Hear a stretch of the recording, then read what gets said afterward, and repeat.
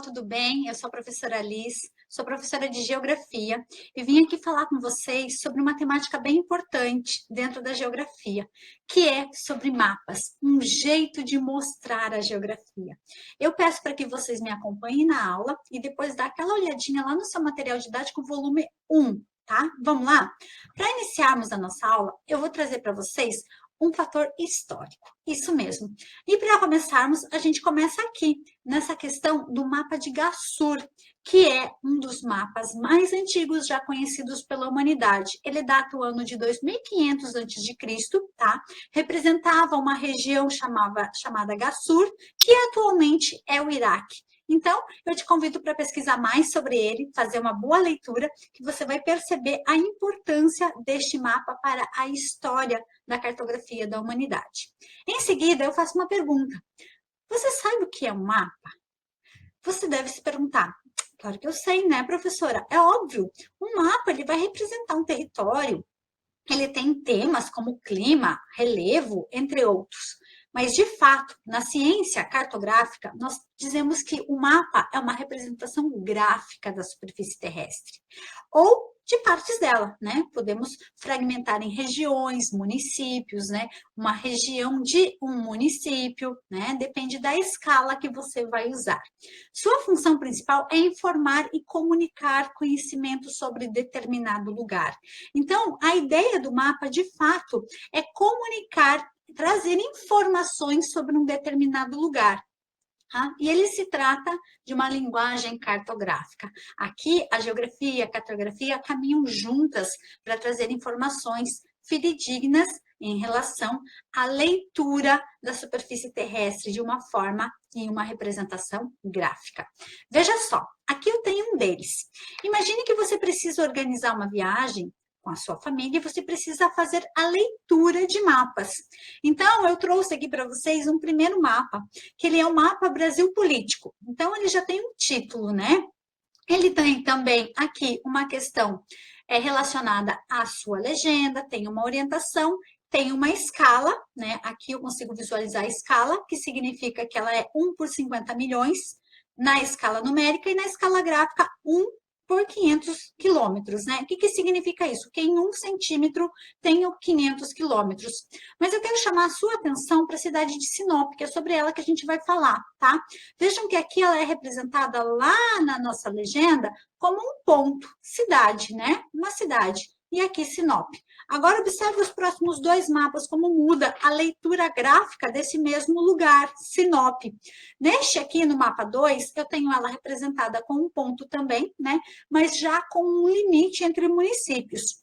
E ela também tem uma escala. Olhe para a escala e veja que a escala é 1 por 17 milhões na escala numérica, que equivale a 1 por 170 quilômetros. 17 milhões de centímetros equivalem a 170 quilômetros.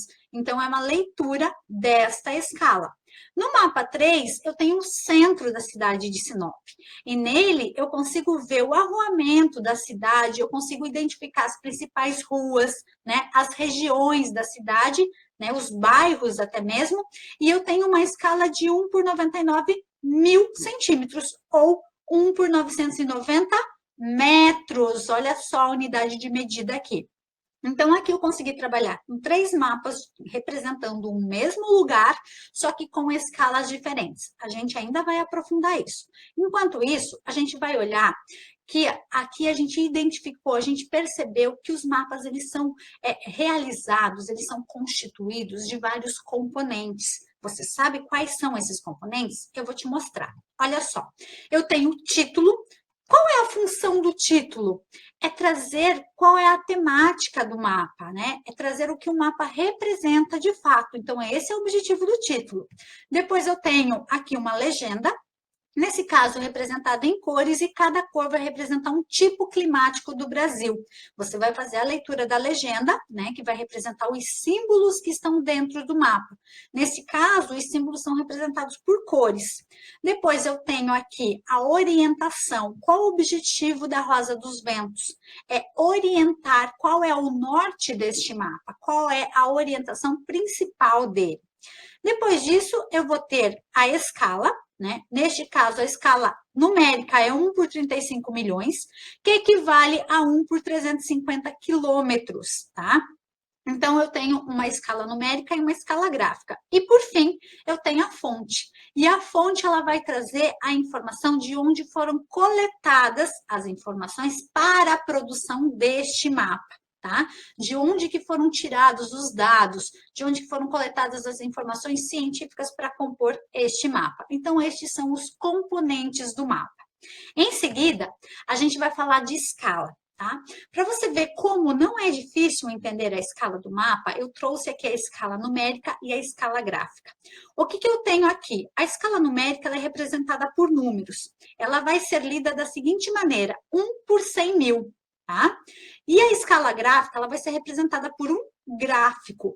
Em 1 centímetro equivale a 1 quilômetro. 1 por 100 mil centímetros é o mesmo que 1 por 1 quilômetro. Por quê? Porque 100 mil centímetros equivale a 1 quilômetro. Eu preciso fazer uma inversão de medidas aqui, uma transformação de centímetros para quilômetros. Eu vou te mostrar como faz isso. Neste mapa aqui, eu trouxe alguns dados, tá? Que vão fazer a gente pensar. O primeiro deles, a pergunta principal é, de acordo com a escala gráfica desse mapa, cada centímetro corresponde a que distância na realidade? Como que eu vou visualizar isso? Como que eu vou perceber isso, tá? Eu vou olhar para a minha escala deste mapa, tá? E eu vou ver que ele tem uma escala gráfica. E que ele está me dizendo o seguinte, que em 1 centímetro equivale a 200 quilômetros na realidade. Da onde que eu tirei essa informação e como que eu fiz essa leitura? Ele está representado justamente na escala. Olha para a pontinha da flechinha aqui, ó, que eu tenho a escala. Esse gráfico aqui, essa medida aqui, está indicando 1 centímetro. E 1 centímetro, lá na minha realidade, é 200 quilômetros. Professora, mas 1 centímetro da onde, professora?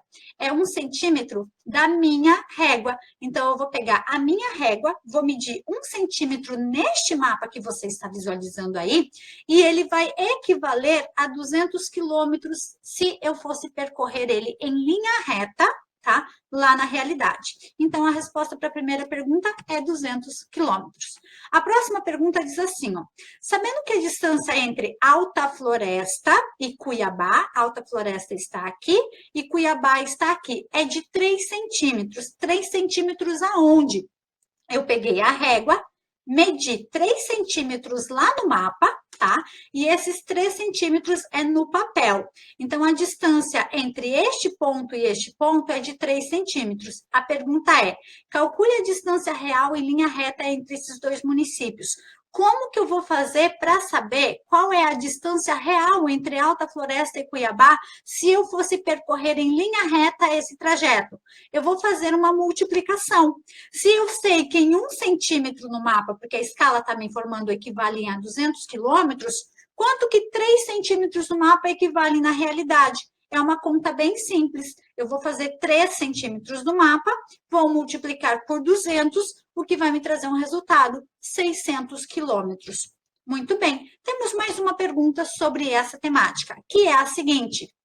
Qual é a escala numérica deste mapa? Tá? Eu tenho uma escala gráfica nele, e eu estou perguntando para você qual é a escala numérica. A gente viu nos mapas anteriores que a escala numérica é representada por centímetros. Se eu tenho 200 quilômetros, eu preciso saber quantos centímetros equivalem a 200 quilômetros. E para isso, você precisa fazer uma... Aqui, eu tenho uma multiplicação. Nessa tabela aqui, é possível perceber que ela acontece da seguinte maneira. Para mim transformar quilômetros para metro, eu vou multiplicar vezes 1000. Para transformar metros em centímetros, eu vou multiplicar vezes 100. E a mesma coisa vai acontecer aqui, só que eu vou fazer uma divisão. De centímetros para metros, eu vou dividir por 100, e de metros para quilômetros, eu vou dividir por 1000. Para facilitar nossa compreensão aqui, conte o seguinte, quantos zeros eu tenho aqui? 1, 2, 3, 4, 5. Então, para mim transformar 200 quilômetros em centímetros, eu vou acrescentar 5 zeros. E aí eu tenho um total de 20 milhões de centímetros. Veja esses exemplos que a professora trouxe para vocês, tá? Devemos mover 5 casas decimais partindo da direita para a esquerda. Por exemplo, Aqui eu quero transformar esse 500 mil centímetros em 5 quilômetros. Então, eu vou pegar 5 casas, 1, 2, 3, 4, 5, e vou colocar uma vírgula. Zeros depois da vírgula, não e meio. E aqui, o que acontece? Eu tenho 200 quilômetros e eu quero transformar em centímetros. Então, eu vou pegar 200 quilômetros e vou acrescentar 5 zeros. E aí, eu tenho 20 milhões de centímetros que equivalem a 200 quilômetros. Ou então, eu tenho aqui um outro exemplo que é em relação a 10 quilômetros, que é o equivalente a 100 mil centímetros. Em seguida, nós temos isso aqui, ó. É importante a gente saber que nós temos, quanto maior a escala, menor será a área. Se eu tenho uma escala muito grande, a área a ser absorvida, ela vai ser pequena. A escala, ela indica uma relação de proporção inversa. Ou seja, uma escala pequena cobre uma grande porção de terreno. Veja só, aqui eu tenho uma escala de 1 por 50 milhões, ou 1 por 500 quilômetros, para mim conseguir atender o Brasil todo. Então, essa escala, ela não tem muitos detalhes, né? No mapa, você não consegue perceber grandes detalhes. Enquanto uma escala menor, como essas aqui que a gente está vendo, eu vou ter uma escala de 1 centímetro para 170 quilômetros no primeiro mapa e no segundo, 1 centímetro para 990 metros. Então, eu tenho uma escala pequena, né, que em 1 centímetro ela é representada 990 metros da realidade, e eu tenho uma grande porção de detalhes neste mapa. Então, de fato, é muito importante a gente fazer essa análise, porque a escala vai identificar qual é a quantidade de detalhes que eu tenho nela. Aqui eu vou deixar para vocês algumas atividades para vocês conferirem lá no material didático de vocês, realizarem essas atividades e depois a gente faz a correção. Verifique que o conteúdo de vocês está entre as páginas 40 e 48. E vocês vão encontrar as atividades que a prof vai fazer a correção com vocês nas páginas 45 e 47. Portanto, resolvam as atividades e eu volto aqui para fazer a correção dos exercícios com vocês. Até a próxima!